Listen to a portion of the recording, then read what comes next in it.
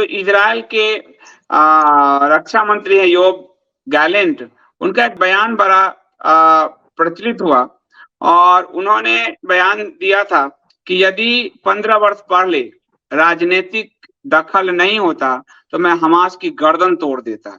यानी दुनिया को जो पॉलिटिकल बिरादरी है, वही अस्थिर किए हुए है और भारत की पॉलिटिकल बिरादरी भी उसी रास्ते पे चल रही है, वरना यहाँ के आतंकियों को निपटाना हमारी सेना के बाएं हाथ का खेल है। तो इज़राइल ने जी, भी जी। उसी का भुगतान किया है, जो इज़राइल के रक्षा मंत्री योएव गैलेंट का बयान है। जी, जी, बिल्कुल, मैं तो हमेशा कहता हूँ कि कश्मीर समस्या को हल करना, पीओके की समस्या को हल करना, it is just only a matter of 1 month और बहुत कम ब्लडशेड के साथ। लेकिन अगर पॉलिटिकल विल हो तो और पाकिस्तान कई बार पाकिस्तान उस हालात में आया जहां पे हम उसको दबा सकते थे।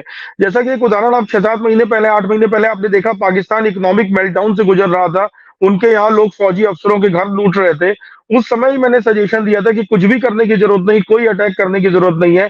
आप सिर्फ इंडियन एयरफोर्स की जो ट्रेनिंग फ्लाइंग है, वो डेली की ट्रेनिंग फ्लाइंग को आप बॉर्डर के 20-22 किलोमीटर पे कर दो और उससे होगा क्या कि एनिमी के एयरक्राफ्ट पाकिस्तानी एयरफोर्स को अपने जहाज उड़ाने पड़ेंगे, 24-24 घंटे उनको उड़ाने पड़ेंगे।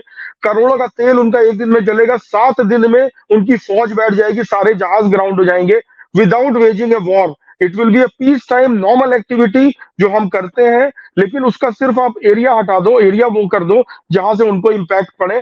कोई डिप्लोमेटिक रूप से वो नहीं बोल पाएंगे और वो उनको इकोनॉमिकली इतना बड़ा झटका लगेगा, उनकी फौजें, उनका बजट उभर नहीं पाएगा। लेकिन ऐसे कई मौके आते हैं, बस सरकार में वो दम होना चाहिए कि वो कुछ कर सके। ये 56 इंच 54 इंच सब कहने की बातें हैं, असली दम जिस सरकार में होता है वो करके दिखाती है।